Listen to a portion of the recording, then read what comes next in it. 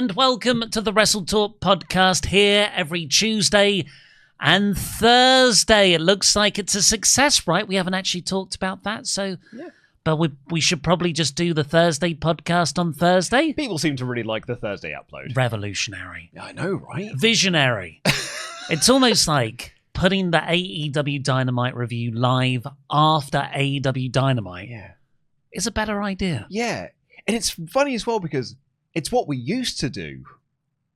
And then we kept it on a Thursday, and then we moved it to a Friday. And now we're going to move it back to a Thursday. Well, we had to do that to satiate the marks. But as Nick Khan has pointed out, very minor vocal minority. That you shouldn't listen to. Don't listen to the marks. They're the stupid people. Because they told you that Roman Reigns was bad when he won the Royal Rumble in 2015. I'm Ollie Davis. I'm joined by Luke Owen, DAD. If you haven't already, please subscribe wherever you get your podcasts from. On YouTube, on Apple Podcasts, on Spotify, or excitingly... here in video form with, whoa, look, it's in 3D vision, whoa, because the No Rolls Barred crew have taken all the cameras and the one camera they left has failed. Yeah. And so we've commandeered the news camera, which is now set up precariously. Yeah. They took all of the equipment, including, but not limited to, the extension cable to plug the camera in as well. Yeah. I found this all out yesterday when I got into the office. Laurie did tell me, hey, you're not going to have the usual podcast setup. And I was like, that's fine. Like, it's one podcast. Like, it'll be fine. Doesn't matter too much.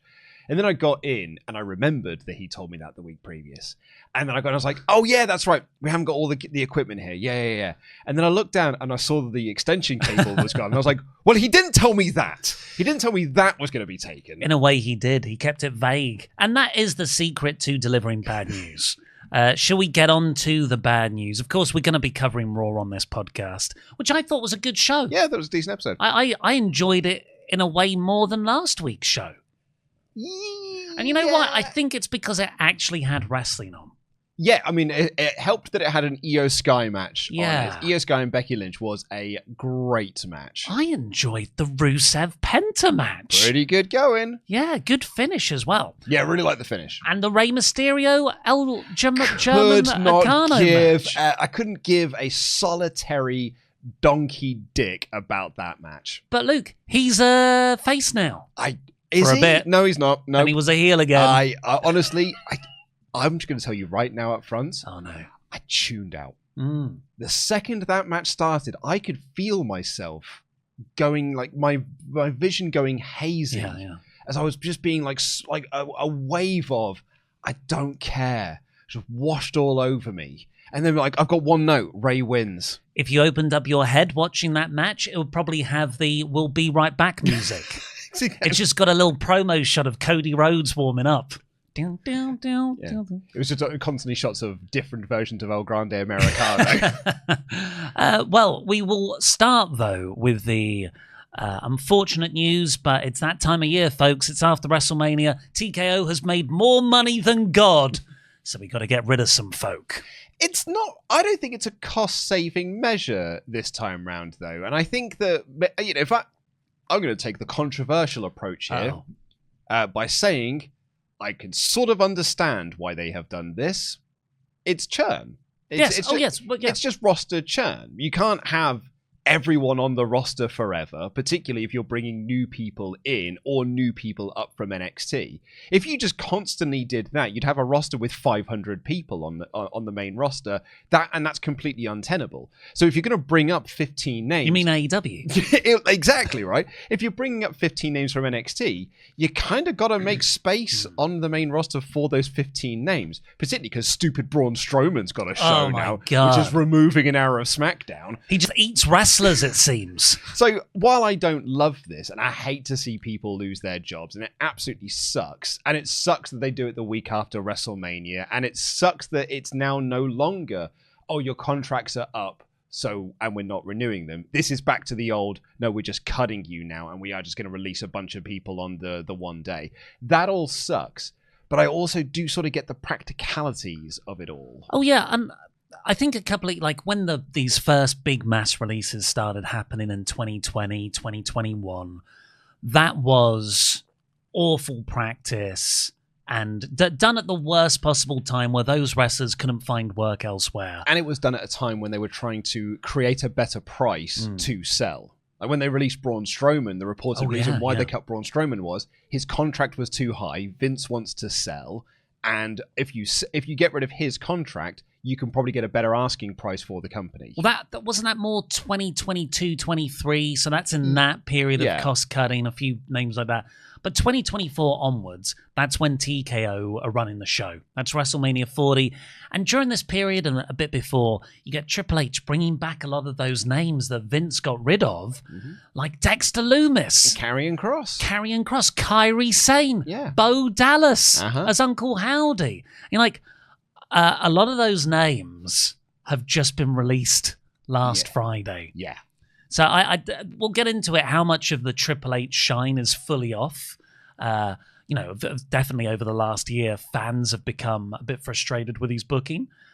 I'd be interested to see how the talent are now starting to perceive him. He's no longer Papa H, who Vince was always just firing people, and Triple H just wants to make it a nice permanent job for everybody. He brings people back that were unfairly let go. And on top of that, it's not only is Triple H like, I'm bringing people back, I've got long-term creative plans for everyone. I'm giving people things to do on TV. I'm not going to just drop you in the middle of a storyline like Vince would do. Uh-oh. That is exactly what he has done here.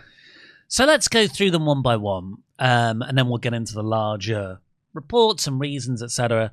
Alba Fire, former Kaylee Ray, NXT UK star for a long time, but was on the British Indies for ages. Yeah, she's been part of the Secret Service. Never really found her feet on the main roster. Yeah. Was she in an act with? Yes, Isla Dawn. Isla Dawn, that's They were called the Scottish Witches or something. Scottish Witches. Yeah. They won the tag titles at Clash of the Castle. Yeah, because Drew didn't win the main belt in the main event. And Piper wasn't winning her women's title either. And I think Katie Ray's one of her family members had just passed away or something, so they just randomly inserted them into the match a week before, and then they won the belts. And then lost them like 2 weeks later. So Jade Cargill and Bianca Belair were the ones who dropped it, weren't they? Yeah. Anyway, Alba Fire, I think she'll be okay on the Indies. Yeah, she'll do fine. And Alex Windsor tweeted, "Oh, do you want to chat?"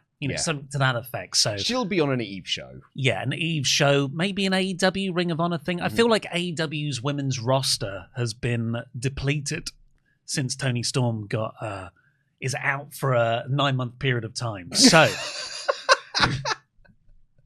just what the reports say, that it's about 9 months. Not with an injury. And Alba Fire could be someone who slots in there. Jamie Hayter's injured as well. Yeah. So the Brawling Birds, maybe that could be a replacement. And we had sort of speculated that we figured that the Brawling Birds were put together because then you can give them the big title win. They can win the women's tag titles out All In and give some, you can't have 2 English people doing it now, but you can have 2 Brits doing it. And we'll often include Scottish people within our English collective if they're going to win something. As soon as they lose, they're dirty Scots. Yeah, dirty Scots. Got no time for you. Zoe Stark. Yeah, this one... not surprising. I mean, it was surprising because we thought she was injured. She had been injured since last May. She had that gruesome injury, remember? It was awful on TV. Knee. But apparently she had just been cleared to return. Yeah. I don't think there was any real space for her on the women's roster at this point in time, because they've called up Blake Monroe, calling up Fatal Influence on SmackDown as well, calling up Sol Rucker. It's like you're looking at it, it's like, okay, if you were kept on board, you'd just be in the Natalia, Maxine Dupree position of every 6 months you'll get a 3-week story, and then you're back in catering for another 6 months. At one point, she was Trish Stratus's second. She was, yeah. And they were grooming her that way. So, yeah, bit of a waste. But again, someone I think AEW could pick up. Joe Gacy, well, we'll do all these together. Joe Gacy, Bo Dallas, Eric Rowan, that is, Dexter Lumis, and Nikki Cross. All of the Wyatt Six. This one really sucked. And I think this one has, along with the Kairi Sane one, which we'll get into in a little bit, I think has hit fans the hardest because it's a Bray Wyatt tribute act. They were brought in as a loving tribute to Bray after he'd passed. So to then just see all 6 of them get released. But like Ibu and Self-Made, when he was sort of mad, this was like, look, Triple H doesn't like spooky stuff.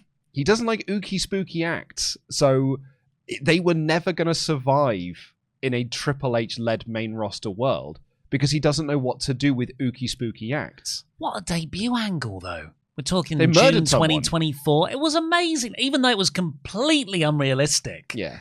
I think everyone, that was a mainstream topic of conversation where people who don't usually watch wrestling were going, sorry, what's this? Yeah. This is pretty cool. They dropped in those VHSs. Do you remember those first early promos that they were doing? Like Bo Dallas was talking not just in the Uncle Howdy character, but he was being interviewed by Uncle Howdy. Eric Rowan talking about it. And we went mad wild on what you could do with this act. And then eventually they just dropped all of that and it just became ooky spooky, ooh, we've got a lantern and we're feuding with the MFTs for 8 months.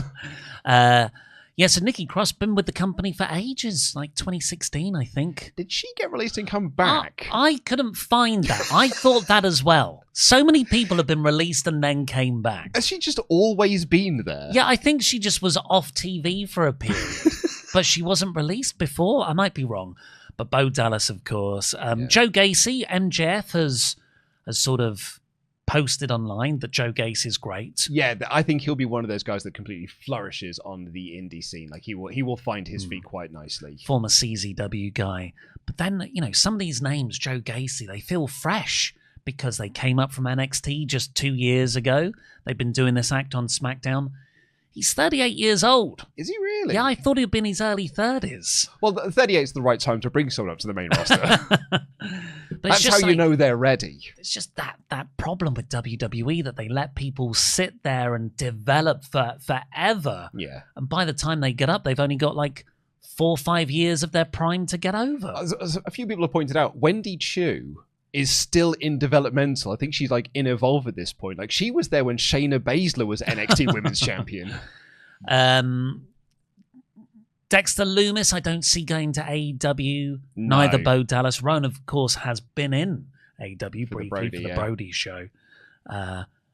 Maybe they could do something with that. Cross, I could see. I don't see a lot of these people. I actually don't see a lot of the people that are listed today landing in AEW. Maybe in Ring of Honor, but I can't see a lot of them getting big main roster things on Dynamite and Collision. Yeah, but Joe Gacy I would include within that. Kairi Sane I could definitely see going into AEW. Certainly them making a play to sign her. Some people just feel more TNA though, don't they? And I don't mean that in a disrespectful way, but acts like The System or the Menagerie or whatever they were called back in the day, the Wyatt Six feel like they could fit in quite neatly with that. Honestly, if I was TNA, I'd bring all 6 of them in together. Just bring them in as an act. Yeah. Apollo Crews. Yeah, poor Apollo Crews. I keep forgetting that he was also still there. Yeah, because he was one of Triple H's first big signings in NXT back in the Uhaa day. Nation. 2014. Yeah. It's one of my favourite Baron Corbin moments is him versus Apollo Crews. And he dumps him to the outside. He goes, go back to Ring of Honor. And he's never wrestled in Ring of Honor. Because in Baron Corbin's mind, that's what the Indies is. Andre Chase. Yeah. Just one of those guys never going to get to the main roster, so... Well, that was the Wrestling Observer report. Yeah. There were never plans for him to come up. He was more there to just learn, to help people learn how to work. And he did a pretty good job. Chase U, lots of successful alumni. Yeah, great guy to have down there. But after a while, you're probably I think you've now served your purpose. Yeah, so you've got we talked about the churn of the main roster. It's exactly the same down in NXT. Yeah. Where after a period, you're are we going to bring you up to the main roster? Have you done everything you're going to do realistically in NXT? Yes, you have. So we'll move you on so we can create space for new talent. You've been here for 5 years. I'm just going to say for the sake of argument. Yeah. You've been here for 5 years. We have seen X amount of development in you. That's not enough. We're not going to take it to the main roster. I think our time together has come to an end. Particularly when you've got people, Rain Leverkusen coming in. You're doing tryouts every few months, when you go to cities and stuff, doing the big sort of quarterly tryouts and stuff, you're going to bring in a lot of new names, so you do have to create space for them. Santos Escobar is probably the worst case of all these firings for me. Yeah, because he's injured at the moment, right? He got injured last month down in AAA, and just the overall thing of his contract expired, I think last October. And for a couple of hours, he was a free agent. And do you remember he was posting Yep. teasers of his new gimmick? It looked very LIJ. Oh, sorry, just Los Ignorables, not the Japan part. And he could probably go to CMLL, which would be a sort of stepping stone for him in AEW. And for whatever reason, I didn't understand it at the time. I don't think many people did. WWE were absolutely intent on re-signing him. Yeah, got to keep him away from the competition. Got to get this guy re-signed. So like the report was, they offered him an insane amount of money, like a huge money deal to come back. And big creative plans for him. So he made the decision, which, in hindsight was the wrong one. I'll go back to WWE. They didn't use him they didn't use him at all on the main roster. When they were doing those WrestleMania 42 adverts, people thought it was Escobar. One of the speculation pieces, it's Chris Jericho, it's this person coming in. One was, this is Escobar's new faction. Yeah. They're all wearing suits. Nope. You're trying to identify by the shoes, if you remember. But no, he was sent to AAA, works down in AAA for a bit, which is probably the real reason WWE wanted him. Yeah, maybe. To be a Mexican star. And then he tears his bicep in March. That's usually a 3 to 6 month recovery. The month later, he's released. Yeah. This one sucks, I think, a little bit for him in particular. But, you said, like, he made the wrong choice in hindsight. If he made a bunch of money, maybe he actually made a pretty good short-term choice. Well, that's it, a good short-term choice, but now he is entering the market when it is absolutely flooded with names. Yeah, that's true. He cannot command the same kind of deal. That promotions might not even want him now because they could have Kairi Sane. There's like 5 bigger stars than him on this list now. Yeah, that's true. Yeah, so he won't get picked up. I think in hindsight, it's absolutely a worse situation for him. I think he will still land, once he's got back from injury, I think he will find a home. Particularly if Lucha Underground is coming back. It's always coming back. I know, but they posted new videos. If Lucha Underground is coming back, he could find a home in Lucha Underground. So I feel like we say this every year now with these cuts. Oh yeah, it's confirmation that TKO haven't kept the one moral thing that Vince McMahon used to do. Yeah. Which was mostly, not all the time, but mostly, if you got injured working for WWE, they wouldn't fire you until you were recovered. That's important because when you are released, you want to go out and earn money right away, right? Yeah. I mean, you're also, if you get released, then you got the 90-day non-compete. Well, you are going to get paid. Yeah. So what you've got now is there'll be a 90-day bit where you'll get paid, but then he might still be injured. Yeah. So he just can't work. He can't earn money for 2 months. It's a really sort of morally reprehensible thing to do, but they've done it. They've done it with Ridge Holland last year. Ridge Holland was the other one, They did right? it with Carl Anderson. Yeah. Carmella, she was recovering from drop foot pregnancy stuff when they got rid of her, which she wasn't happy about at all. No, she was not. So that is... It's not great. Like, it's not a good look. Of all of these releases, I know Kairi Sane was in the middle of a storyline, and that is frustrating, but really, this is the worst one. Yeah, absolutely. Speaking of Kairi, she's gone. So, interestingly, again, Ibu on Self-Made was talking about this, and he said that he was speaking to someone within WWE about her being dropped while she's in the middle of a storyline, and they corrected him and said that her storyline was finished. And he was like, what do you mean? She pinned Io Sky a couple of weeks ago on Raw. What? And they said, yeah. And then Io Sky pinned her on Raw last week. So that was it done. That was the end of the story. That's the wrong story. I know. What about the one where Asuka shouts, Kairi? I know. Building 2 when Kairi shouts, Asuka. But in WWE's mind, they finished this story.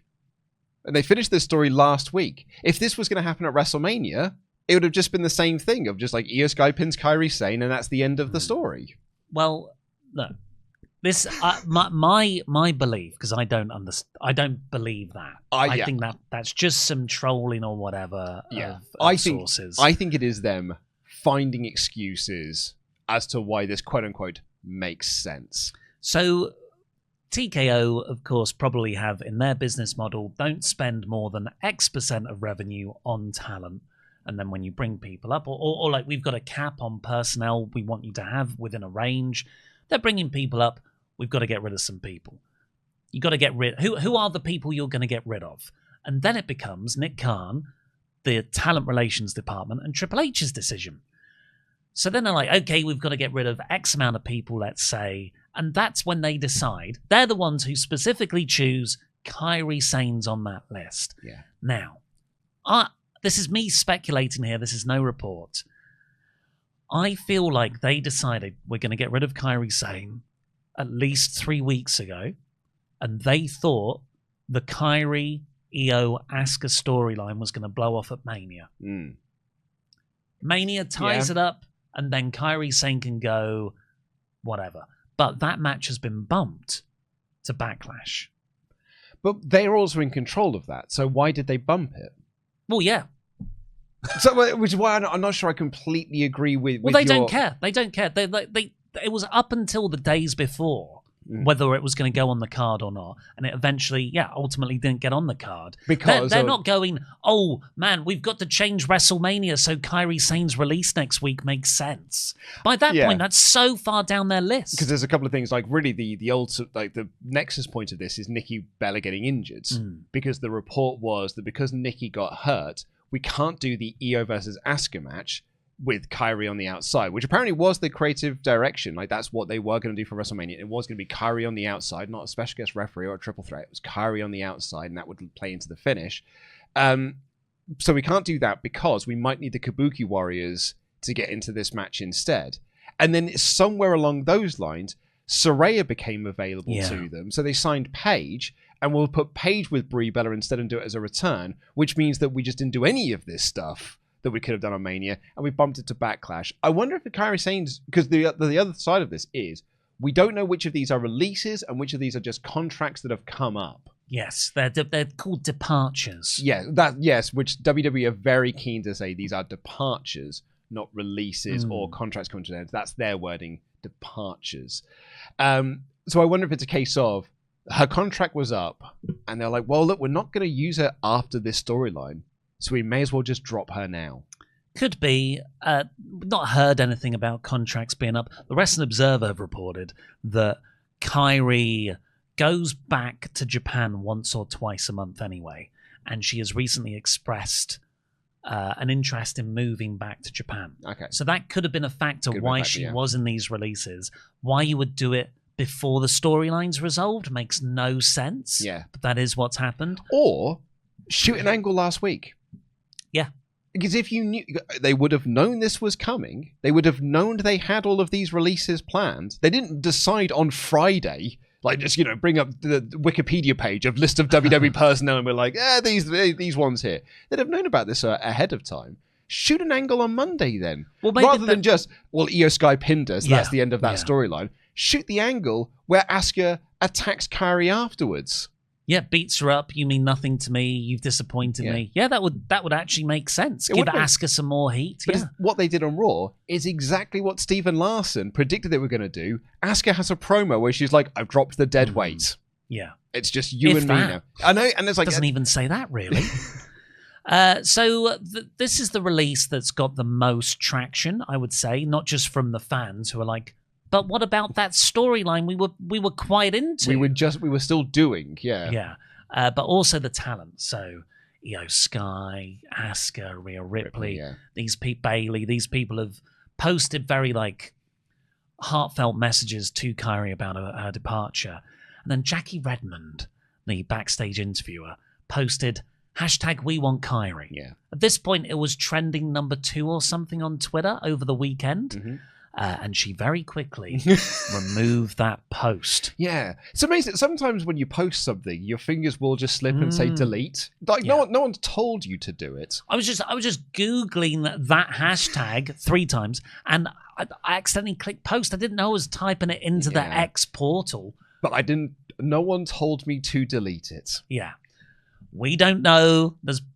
We just know that it was posted, and then it was taken down 3 hours later. But the sort of report is not about Jackie Redmond's case, but just in general, WWE do not want to have to go back on their decisions. No. This happened last year with R-Truth. Which they clearly did not want to do. But the fan backlash, the talent backlash was so strong. Nick Khan personally got on the phone to Truth and said, please come back. R-Truth demanded a load of things that they absolutely honoured. Like, more serious gimmick. Getting to cut his hair. And that's still the case now. He's still a serious killer. NWA era R-Truth. Absolutely. Ron Killings. So they did not want to do that. You can feel the annoyance coming off Paul Levesque around that time. Yeah, he definitely did not want to bring him back. See, the other thing with that we mentioned on Self-Made about a lot of this is that this is not like an official report. It's just something that he said that really made me laugh on it. He said, look, WWE do a lot of dumb things, but it's unreal farming. So, they'll do a lot of dumb things, and then we'll be like, oh, actually, we can make that into content. Oh, no. Even our worst decisions are now content. That's it. If you make a dumb business decision or a dumb wrestling decision, you can backtrack and just be like, oh, but this could be good content for us. This could be an episode of Unreal down the line. It's all work, brother. There are people who still think that this one could end up being a work or she'll be brought back. I can't see it happening, though. I could see it happening where she's just brought back for Backlash and she helps Io win. And then we never see her again. I could see that. I don't think it's likely because that would be WWE having to swallow a bit of pride there to let that happen. I think it's much more likely that she is donezo. I think we'll need to see what the reaction's like on SmackDown and next week's Raw. Why SmackDown? Because if there's chance at SmackDown, the reason why they were we want Kairi chants on this episode of Raw is because Asuka and Io Sky were in the ring. Yeah. The chants were not throughout the show. They just happened in that one specific moment. So on SmackDown, there will be no Io Sky, there will be no Asuka, ergo, there might be no We Want Kairi chants. So if there's none on SmackDown, WWE can look at that and be like, well, clearly there isn't that much of a demand for it. It is like Nick Khan said, it's a vocal minority. It is just reactionary in this moment, but there isn't really an appetite to bring her back, which is what you had said about Truth. Is you quite rightly pointed out, it's like fans are demanding he comes back, but do you really want him to come back and be this serious character, or do you just want him to come back and be goofy R-Truth again? Mm-hmm. Well, months after R-Truth was released last year and then brought back, Karrion Kross found himself in a predicament where his contract was coming up along with his wife Scarlett Bordeaux's, and he used that kind of leverage to get the We Want Kross stuff to get him booked, and ultimately they couldn't agree on money. And Kross walked. And then the idea was, well, in the next couple of weeks, We Want Kross chants will take over Raw, take over SmackDown. WWE will have to bring him back. And it didn't happen. No. And, there were those chants, but they became less and less, and they weren't as loud as the R-Truth stuff. Hearing the Kairi Sane chants on this Monday's Raw, it was way more in the Karrion Kross camp. That's right. Than R-Truth. Yeah, camp with the K. We'll get some chance of Backlash most likely. Yes, but that's it. Yeah, that's it. And I think once this storyline is done, that'll probably be the end of it. Yeah. Remember, TKO never wanted R-Truth back. They got rid of him for a reason.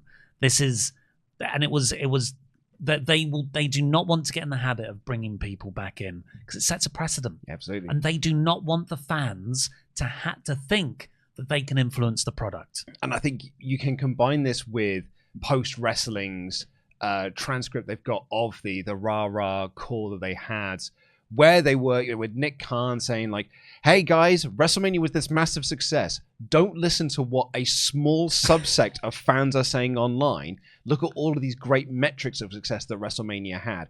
Fans will tell you a lot of things over the years. They'll tell you that Roman Reigns winning the Royal Rumble was a bad idea in 2015. They'll say that CM Punk being brought back was a bad thing, but I think both of those things are proven to be great things. And I think they'll have the same thing with Kairi Sane. Fans were asking for Kairi Sane on that one show. By the following week's Raw, they weren't as loud as they were. It's a vocal minority. You just got to ride this wave.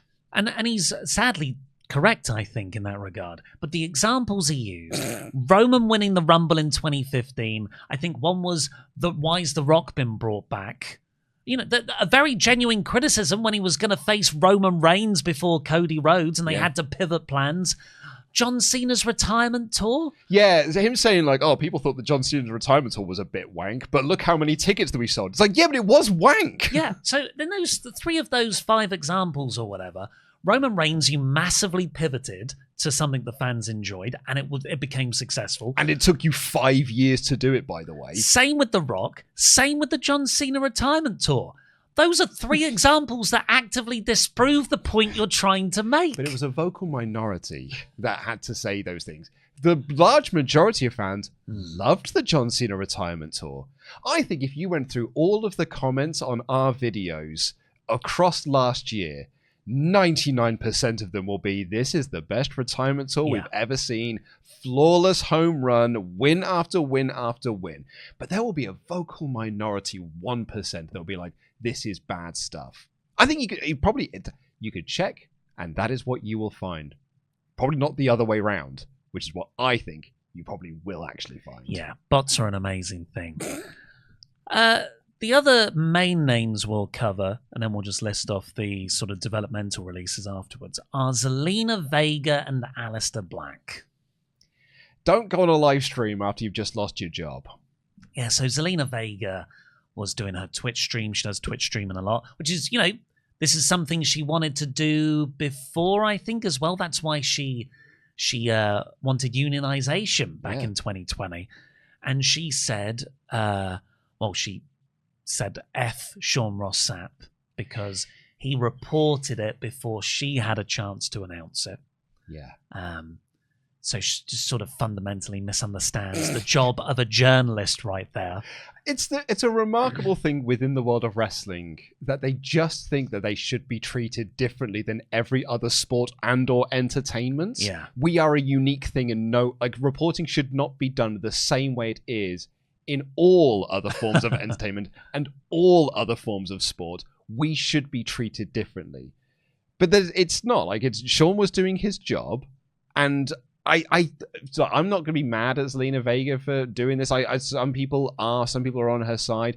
I think that she has just reacted in a moment. Yeah, she weirdly lashed out, I think, at everyone who wasn't WWE, the people who actually got rid of her. But with Sean's always been very upfront about this, and I think he's got the right stance here. He'll never put any release reports behind a paywall. It's on Fightful, but it's like free on Fightful Select. And also, he'll never report it before a talent has been informed themselves. Yes. If he did, I think Zelina's got an argument. You released that publicly before even telling me I'd lost my job, but that's not what happened there. Zelina Vega knew, Fightful knew, Fightful did their job as reporters to announce it. Yeah. But again, looking at the arguments of entertainment, there are directors in movies or stars in movies who will find out that they have been dropped off a project before they have actually been told themselves because they'll have read about it in a report. Yeah. But those directors and those actors don't get mad at the reporter. They get mad at the studio who fired them. Well, yeah, I mean, usually that reporter would reach out to the person for comment before publishing, so they would be aware. My point is more that the reporter was told before they were informed. Yes. And so that they don't get mad at the reporter for then asking them for comments. Well, yeah, good point. They get mad at the studio for telling the reporter first. Reading between the lines, the Wrestling Observer, PW Insider, Fightful, they knew a lot of these names days before the talent actually found out. Yeah. And that's the company leaking it to the journalists. Which we talked about a lot on this show before that I don't think a lot of fans really kind of appreciate because WWE have cultivated this world where dirt sheet equals bad. WWE work with the dirt sheets to get stories out that they want to get out. And it's not just WWE. TNA do it. Oh, yeah. AEW do it. MLW. Wrestling does this. They work with reporters. Movie studios work with reporters to get stories out that they want to get out. And wrestling is no different in this sense. WWE work with and will contact Sean Ross Sapp to be like, these people are being let go, so you can start announcing these people and start putting the news out. So we don't have to put it up on WWE.com as a website article. Yes, yeah, exactly. They're using them. Zelina also said that the moment she saw that it was TKO calling her rather than the WWE number, she knew it was bad news. Mm-hmm. I think that might have been misconstrued a bit, that she thinks TKO made the decision to fire her. Yeah. It could be that could be what she meant. I didn't take it that way. Some people have called her out for being naive, that it was TKO's decision rather than lovely WWE. Which I think some fans are trying to sort of create this idea that TKO are the bad influence on WWE, whereas they're the same thing. It's like a bit in The Office of like these two pictures are the same. TKO isn't the parent company of WWE. It's the same company. It's WWE and UFC have merged to form TKO. But I've been guilty of this before, of sort of like referring to them as two different things. I was like, oh yeah, TKO, it was a TKO decision. But ultimately they are the same thing. Yeah. They are the same company. Endeavor is the company that owns TKO. That's where Ari Emanuel and all those guys. Mark Shapiro, he's a TKO, and Nick Khan reports into him. So, there is a hierarchy there, and I definitely believe it's Ari and Mark Shapiro who are like, well, we can up these ticket prices, and then we want talent costs to be no more than X%. And put a Pat McAfee in this. Yeah, and Nick Khan's like, great idea, boss. I'll make it happen. And then he sits down with Triple H. He's like, who should we cut, Paul? And Paul's like, Kyrie, Motor City Machine Gun, Santos Escobar, Zelina Vega, Aleister Black, etc. I've got nothing on the docket for them for the next year. I think we can cut these people. Yeah. Well, on the Zelina thing, lastly, actually, Sean did say on his Q&A show on Fightful Select that he thinks that she's never really liked him anyway because she refused to do an interview with him at a WWE Media Day. And he thinks it's because he'd have reported about her returning to WWE and just maybe had a bit of a bee in her bonnet ever since then. I could believe that. Aleister Black, meanwhile, Zelina Vega's real-life husband. Yeah, well, he's busy burning bridges. So, or looking at the bridges that he's previously burned and being like, probably shouldn't have set fire to those bridges right there. No, the consequences. The consequences of my actions. Nuts. So Aleister Black had a difficult run in AEW. Frequently he didn't. That was the reporting that he had. That was all dirt sheet speculation that he had a tricky run there. Yeah. Frequently described as being difficult to work with. Didn't lose. And, you can just look at his win-loss record. Very rarely actually put anyone over. Or in singles matches. What Luke's referencing there is Black would occasionally do a big rant on toxic fans or reporters who are saying the opposite of this. You're like, what? But there was one bit, it was after a brawl out and everything, and he said, it was reported that he'd tried to get his release from AEW as well, because he wanted to go back to WWE. Paul Levesque had just gotten in charge. His wife's over there. A lot of calls being put into AEW talent who had previously been in the Paul Levesque NXT. Yeah, and Black responded to that report by putting up a long statement saying, I never asked for my release. The reason I'm not wrestling right now is because of X injury or something. I think it was to do with his back. And then at the end, he was like, and I asked for my release. And you're like, what? Or something to that effect. And you're like, what story are you trying to spin here? Yeah. Anyway, years later, in 2025, as part of that difficult crew of Rey Fenix and Rusev, he gets released. Ricky Starks as well was one of those names. In February 2025, he joins WWE in April 2025, and a year later, now, he has been released. And it's like, well, but would AEW take him back? They took Andrade back. He was also reportedly difficult, but the word on the street in the AEW locker rooms is very few people like him now. Yeah, because of the word on the street and the rumors and I had been told by some people as well, he just refuses everything. He's refusing creative plans, doesn't want to lose, he just wants to go back to WWE. This is a stopgap for him. And we don't even need to say the word on the street. It's actually the word publicly on Twitter. Because MJF said, we don't want him. Kind of made a reference to that. And Sean Dean, if you remember Sean Dean, he posted, he's now an AEW talent coordinator.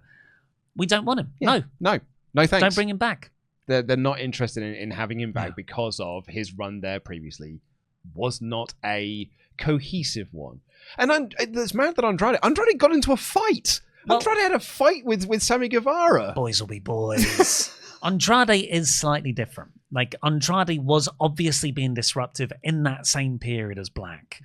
It was maybe trying to get a release to work with his wife Charlotte Flair in WWE. But then near the end of his run, it was just a case of his contract expired at World's End. Tony was booking him well in the C2, and Andrade was like, no, my contract's up, I'm not going to re-sign, I'm going back to WWE. That's what happened. Actually left weirdly amicably, all things considered. Yeah. Tony Khan put him over positively on the way out in a press conference. Never did that for Malachi Black or any of those other names. So when Andrade came back, we were all like, what? But he's as bad as Aleister Black. But actually, I think it's proven that maybe Andrade was a different case. Yeah. With Aleister Black, the other thing to tie into this, I guess, is the report that came out after night one of WrestleMania that he was originally going to be. He was the original pitch for who was on the phone to Randy Orton. And in the build-up to WrestleMania, Aleister was going to beat Randy Orton on TV again because Randy wouldn't do the punt. And then Randy would eventually hit the punt on Cody or Aleister later on in the show to prove that Aleister was right all along. Basically, the Karrion Kross gimmick, but under a different banner. And I feel like when they put Aleister Black and Zelina Vega together, it was just Karrion Kross and Scarlett again. I said at the time, that story has been intentionally leaked to make Triple H look good and make TKO look bad because they put Pat McAfee in the decision. I now think that story is complete bullshit. And that was never a creative plan. It was never a creative pitch. Because if it was, he would not have been released here, because clearly they would have had big plans for him. I think they just put out a bogus story to make themselves look good, to babyface themselves. Yeah, and the other time that Black's name has been brought up over the last couple of months was, what's the WWE Championship match going to be? Oh, it's that multi-man schmoz of Cody versus Randy versus Jacob Fatu versus Drew McIntyre versus Sami Zayn.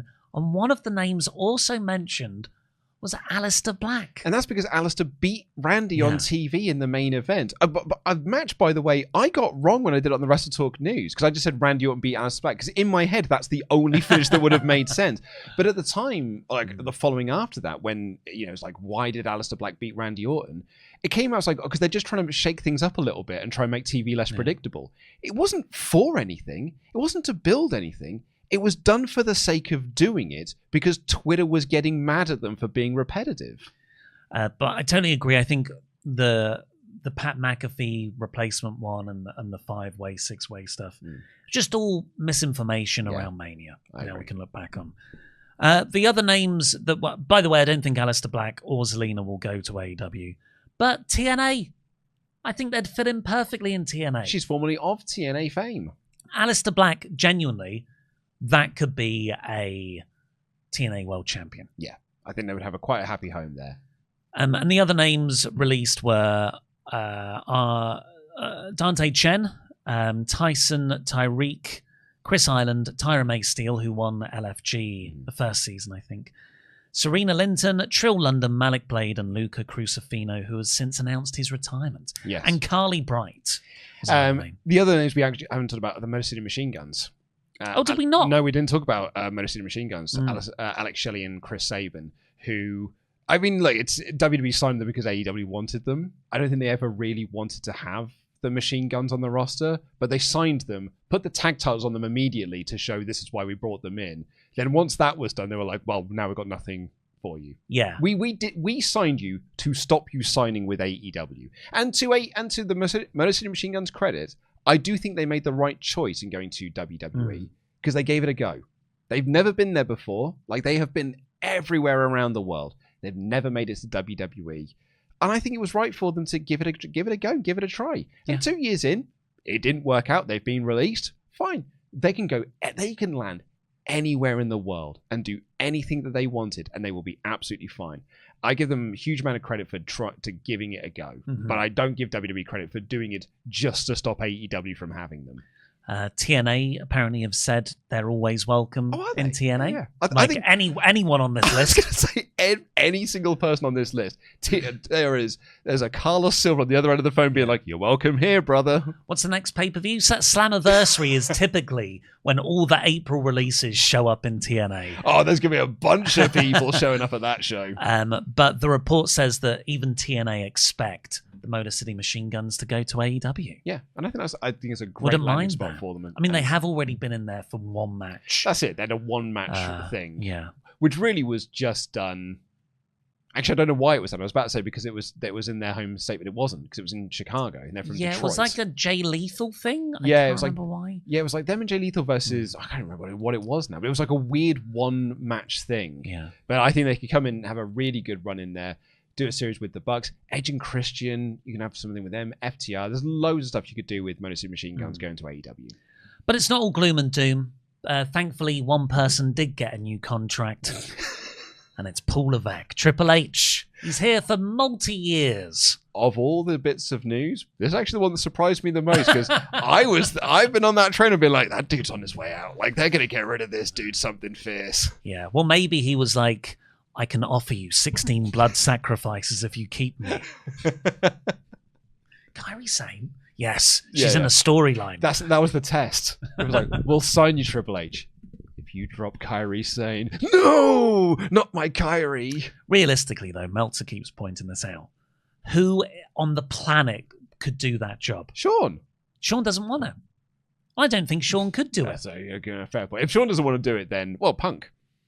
Punk's still an active wrestler. He's inexperienced. Yeah, maybe Dave's got a point. Maybe that it literally is only Triple H that can kind of fill this role at the moment. Oh, no, it's not. No, give it to Bruce Pritchard. Let's move on. I'm genuinely curious. Who do you seriously think could run WWE Creative? Remember, it's not just WWE Creative. This is the whole thing. This is talent relations. It's the content officer. Okay, here's what people will say, and I can see why they'll say this. Heyman. The problem there is that Heyman is a good creative mind. He is not a businessman. Well, Nick Khan does the business.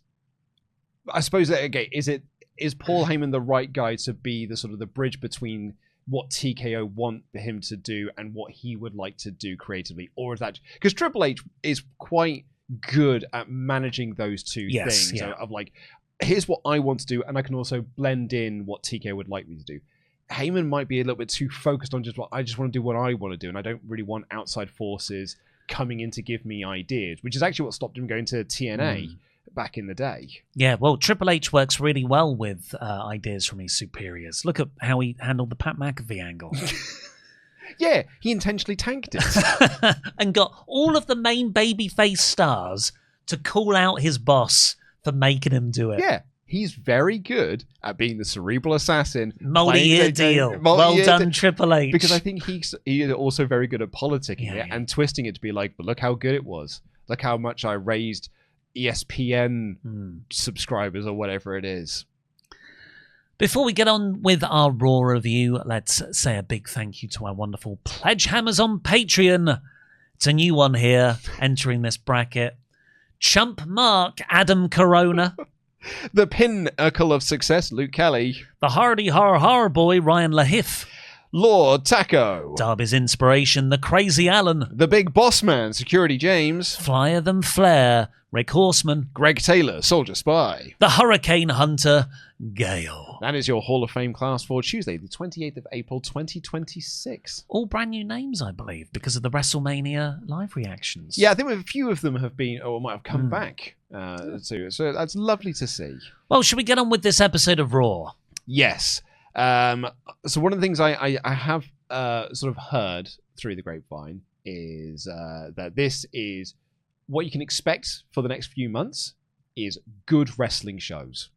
Right, you've heard through the grapevine. And then when you get into SummerSlam, that's when you're going to go back to the TKO inspiration. So Jelly Roll, where you at? Exactly. Yeah. I mean, there are people who expect Pat McAfee to be back by the time SummerSlam rolls around. Ibu was talking about this on Self-Made, but yeah, Pat McAfee is expected to be back by the time SummerSlam rolls around.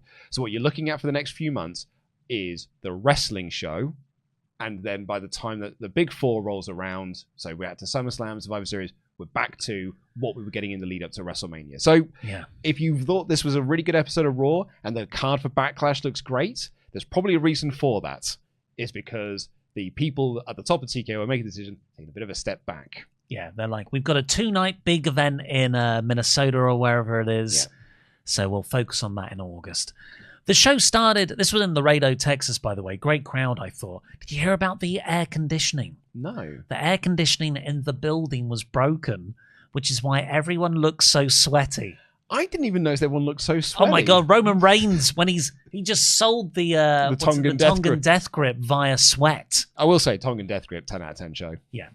At first I was like, Mandible Claw? Yeah. Has he been doing this recently?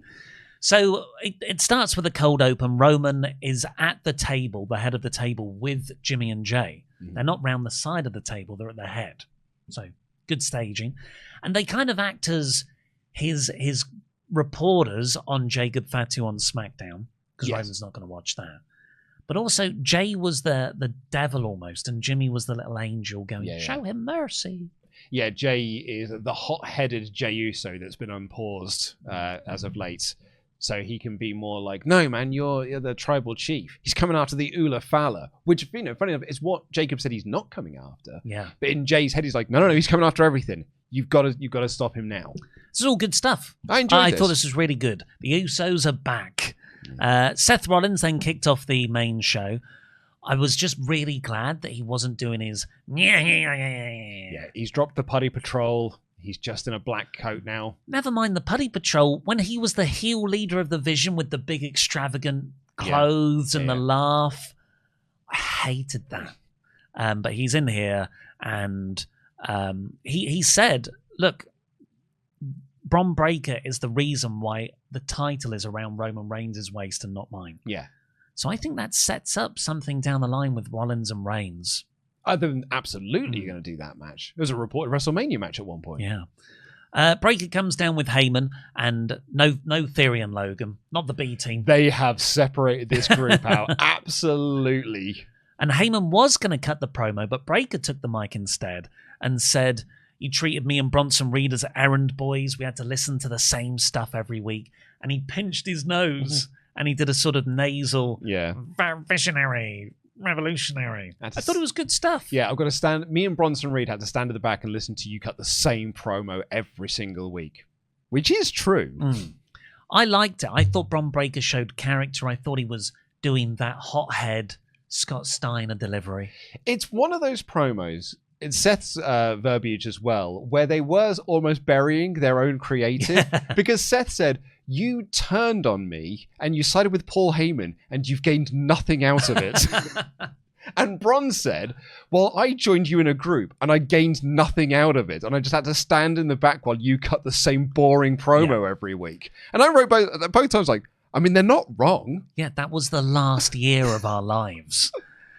So Seth says, look, Bron, you've got everything to be a success in this business, but you're not ready. You're not ready. I guess we got a lot to learn, Paul. And Bron says, look, you're the best pro wrestler in the world at being number 2, which I thought was a good line. And then Seth said, you're not even number 2 in your own family. We'll see each other at Backlash. I think that's unfair. He's better than Rick. He's not as good as Scott, obviously. No. Scott's the prime. He's not as good as Scott, but he's better than Rick is. People are walking backstage. I thought we weren't getting the walking shots this week, but no, they found a way. And Stephanie Vickers jumped by Raquel Rodriguez. Snore. Yes. And Roxanne Perez was there as well, making her return from the concussion protocol. I think. Was she on TV last week? I can't remember. Was she at She was at WrestleMania, wasn't she? Didn't she interfere in the match? Oh my God, you're totally right. I was confused because the Texas pop was so big. I was just like, I guess she wasn't here recently. But no, you're just because she's from here. She's from here. That's why they pop big. The rumor is that this is to cover for an actual injury to Stephanie. Yes, I heard that. Yeah. Penta and Rusev had a match. Ethan Page came down to watch from ringside. This was good stuff, I thought. Rusev actually got heat. Why don't people come down and join the commentary desk anymore? They just come down and set up a chair to awkwardly watch matches. That would have been cool as well, because Ethan would be really funny. That's what I thought. Second week on the main roster, get over his character more. Particularly because you have Corey Graves. Because Michael Cole's like, why is he even out here? And Corey goes, I don't know, I'll ask. Hey, Ethan, why are you out here? He says he's here to watch the match. Yeah. It'd be much better if Ethan was on commentary to do that. The finish was really good. Penta goes to do his sort of springboard kick thing. Rusev goes for the Machka kick. Penta's scouted this, does a slight delay, jumps back, gets a roll-up win. I think, it looked like he was about to go for his springboard Mexican destroyer, but Rusev had scouted that, went for the match kick, but Penta had scouted him scouting it. I really enjoyed it as a finish. I did too. Paige and Rusev beat up Penta afterwards. Siobhan Evans makes the save. Surely tag match next week. Yep. 4-way at the pay-per-view. Fine. Well, surely there's got to be some SmackDown matches at this pay-per-view. You've released them all. There's only 2 hours of TV. What are you going to build? There's three matches so far of what will be a 4-match card. Yeah, you're right. Reigns, Fatu, yeah. Seth, Breaker, Asuka, Io. Yeah, so there's got to be a Cody match likely back. Well, he might be injured. No, actually, it might not be Cody. Tiffany Stratton versus Julia again. Yeah. US title rematch. Yeah. Yeah, maybe you're right. Maybe this is just going to be one of those long builds to an IC title match in a couple of weeks on TV. SummerSlam. No. Or 8-match card. I said it. I said 8-match card. Are you mad? No. Have you taken your silly pills this morning? There's been shrinkflation here. We used to all go, all right, 7 matches, Triple H era, that makes sense. Then it was 6, and you're like, yeah, but they're getting more time. And then it was 5, and you're like, well, that makes sense because 2 of those are Royal Rumbles. That's what you used to do at takeovers. Yeah. 2 of those are Royal Rumbles or War Games matches. And then all of a sudden it's 4. You're like, yeah, but one's an Elimination Chamber.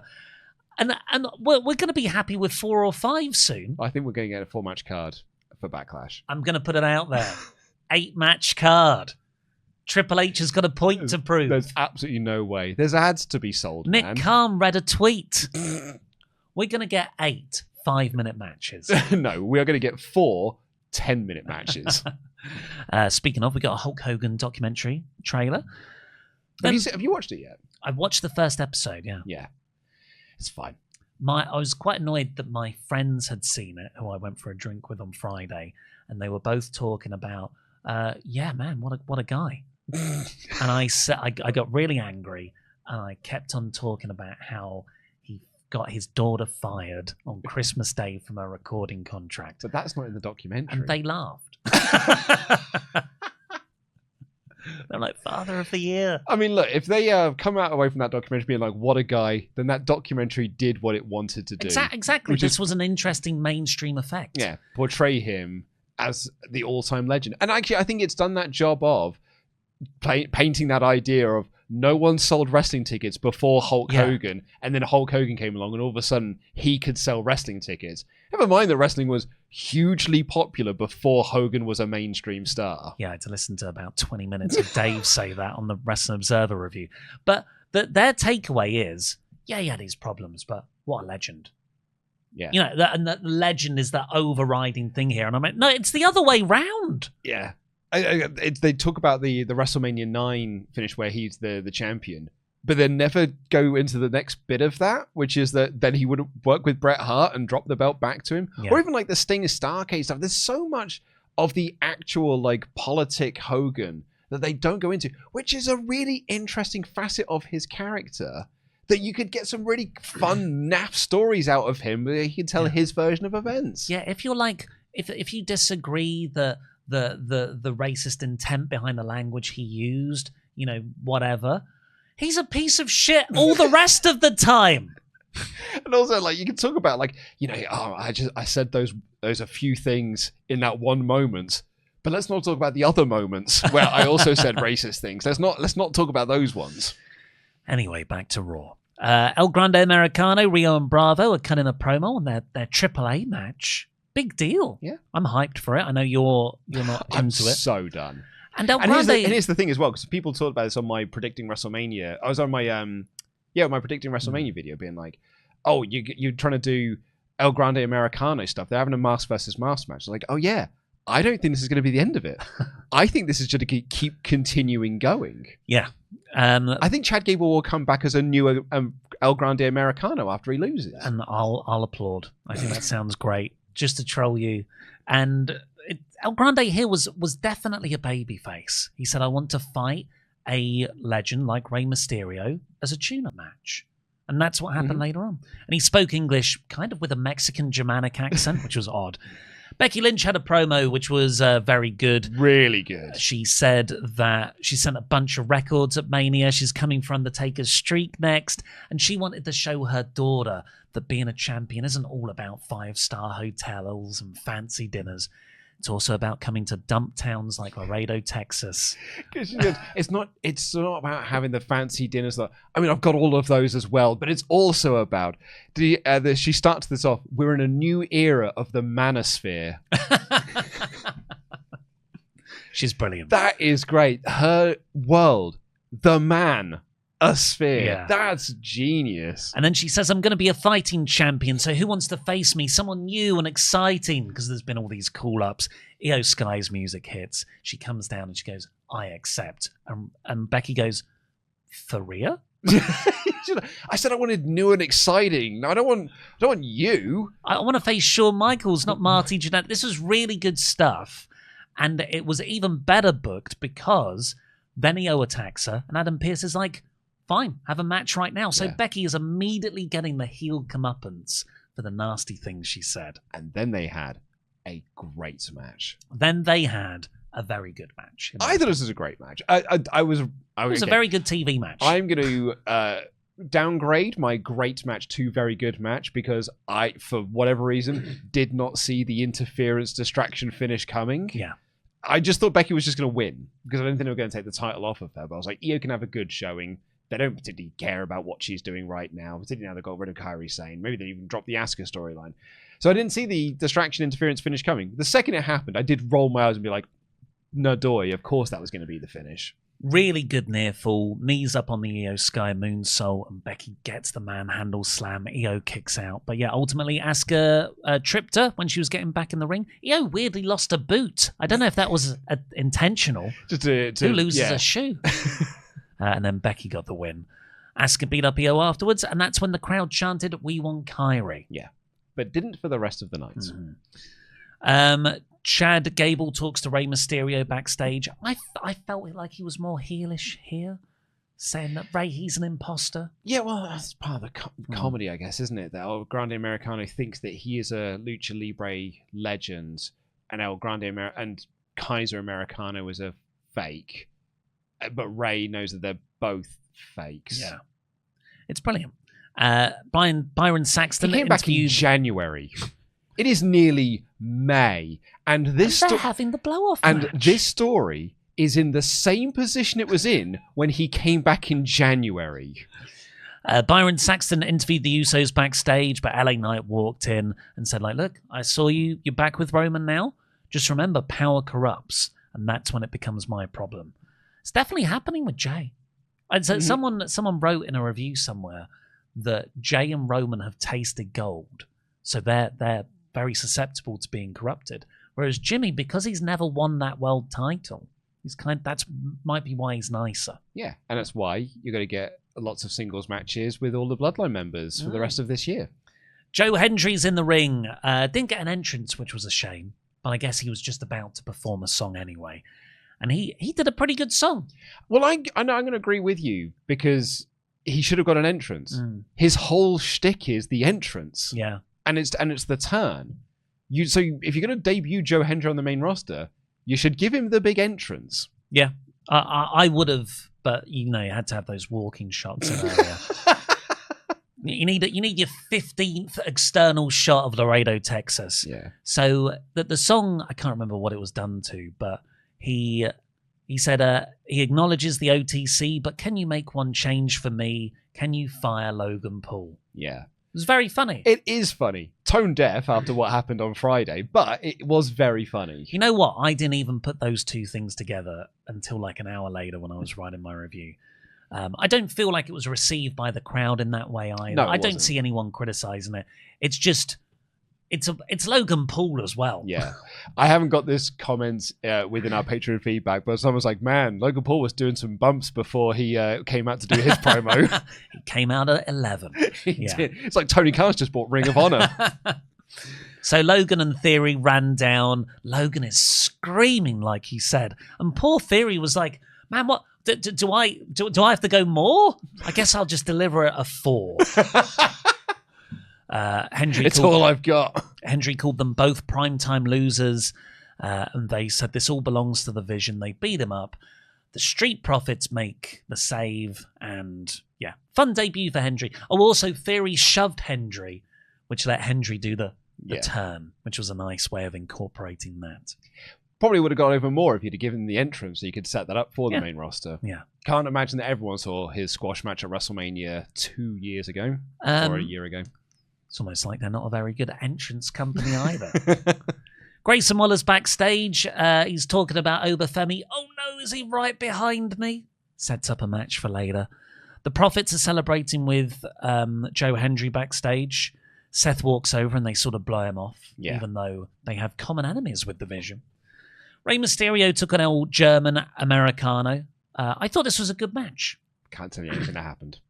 Interference and distraction. Yes. And Chad Gable. Oh, sorry. Did Chad Gable get involved, did he? Oh, sure did. Did Rio and Bravo do a metal plate thing? Yeah, they did. Oh, is it going to lead to a nothing? Oh, yeah, it's going to lead to the exact same stuff I've been seeing. I'm done. I'm so done. So for I've me, been done for ages. For me, I was just confused because it felt like they were going to do something different. Because Americano was, he shook Ray's hand, and I thought, okay, I'm quite into this. Because he's a babyface everywhere else in AAA and NXT. Let's just do it here.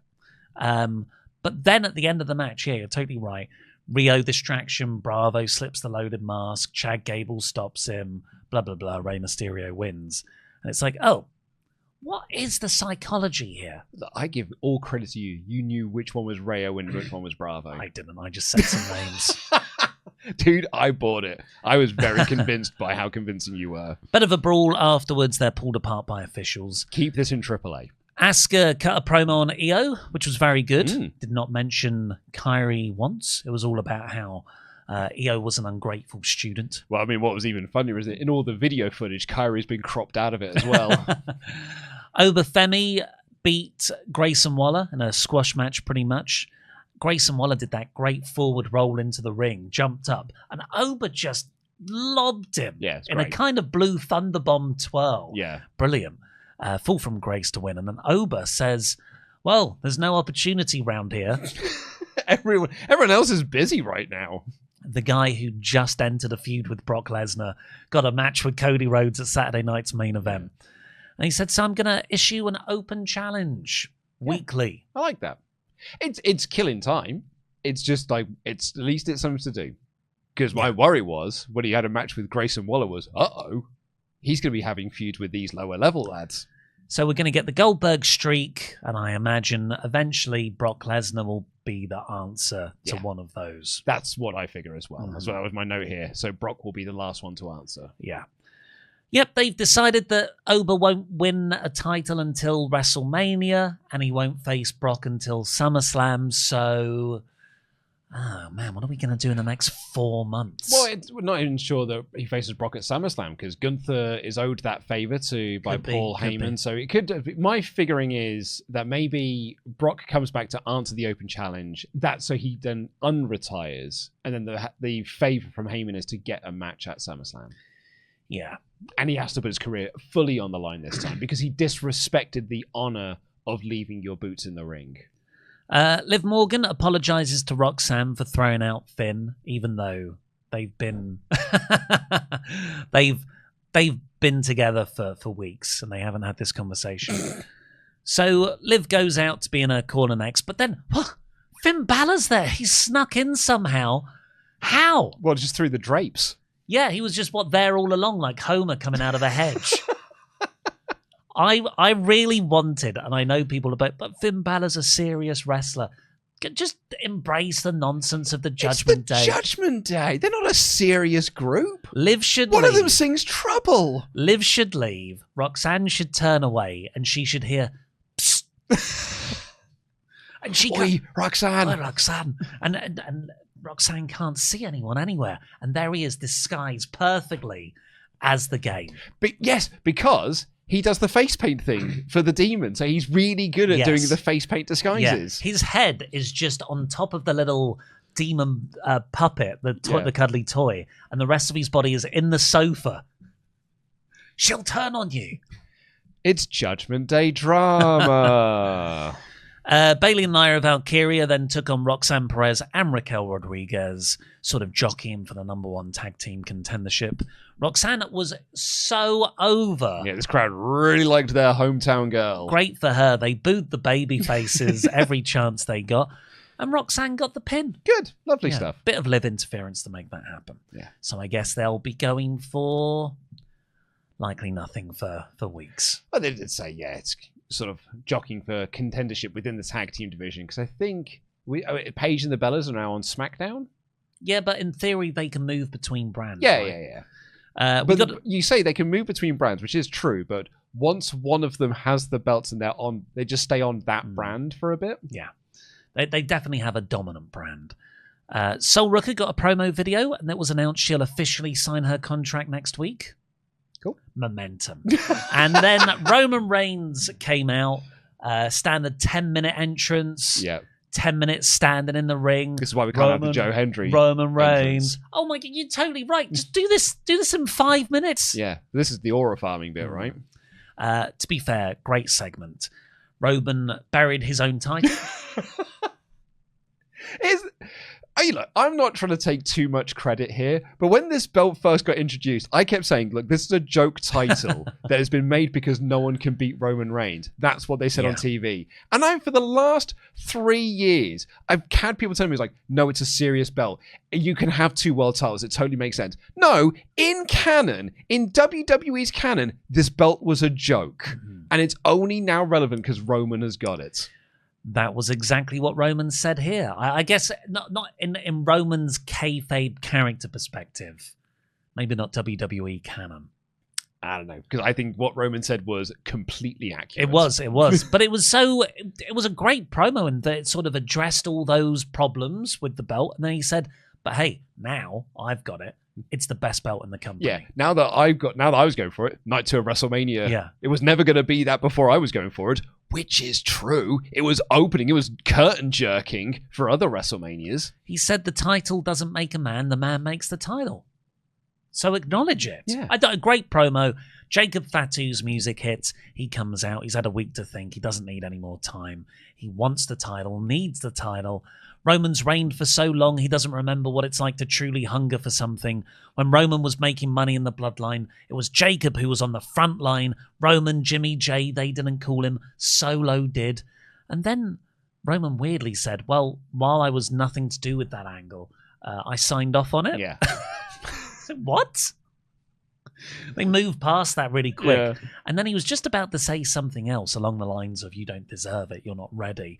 And Jacob's just like, face. Tongue and death grip. Vulcan nerve pinch. And Roman sold it huge. Yeah, he sold it massive. He went down to the floor, sweated so much, and Jacob walks off, and Roman's like, well, what was the Rock? What was the Rock's misspeaking?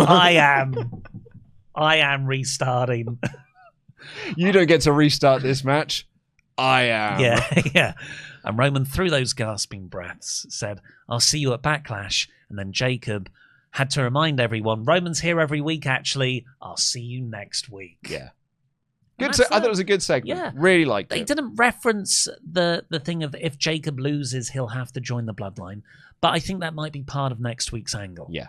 And no Usos in this segment either. No.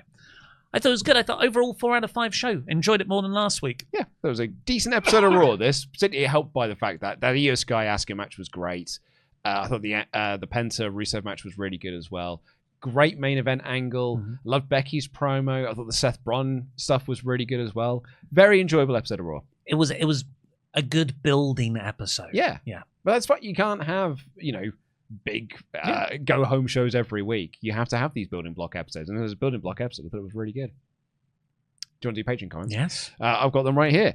David Foster said, when Io likely beats Asuka at Backlash, with Kairi gone for reasons no one understands, it will be her first win in 2026 without Rhea Ripley. Yeah, well, I've been quite vocal about this. WWE don't care about Io Sky. Mm-hmm. What a great way to... Well, I said that and then I got a lot of heat for it. What a great way to reward one of everyone's top wrestler of the last year who's had some of the best matches in the company. How are they so bad at this? Yeah.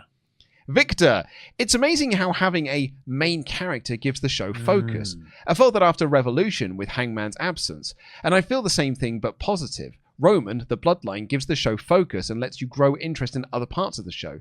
His mediocre to very good matches, but is undeniable in how great he is for business. You're totally right. I would say AEW Revolution, when Hangman left, that was picked up by MJF and now Darby, and they were the main characters. James, when was the last time Raw actually main evented with a match?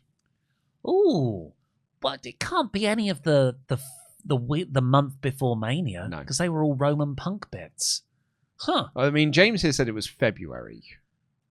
Yeah. But maybe there was one in March. Fat Guy Taylor, after last week's Raw, I was fully prepared for a summer of disappointment. However, after attending a fabulous episode of SmackDown in Fort Worth and watching a great episode of Raw, I've had a change of heart. The real question is, why am I looking forward to Backlash way more than Mania? Maybe TKO got out of their own way. Because it's not 2 nights long, Pat McAfee isn't there, and you don't have the expectations of Mania.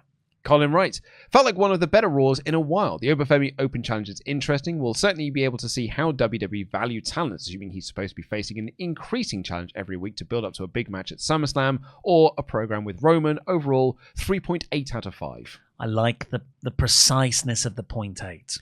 Jamal Ellison, are the Usos the biggest geeks in professional wrestling history? They got bossed around, gaslit and abused for the better part of 4 years, broke away from their abuser. Now 3 years later, they're back with him taking orders like never happened. I get that Seth is busy, but you'd think he'd be a little bit disturbed by seeing the bloodline coming back together. That was ages ago. Everyone's good now. Eric, I have a feeling that Raw showed us what we can expect for the next few months, waiting for the fireworks factory, aka Oba doing something of note. Chris, I know their match at Backlash will be good if they're given enough time, but the emotional hook of the story is now gone.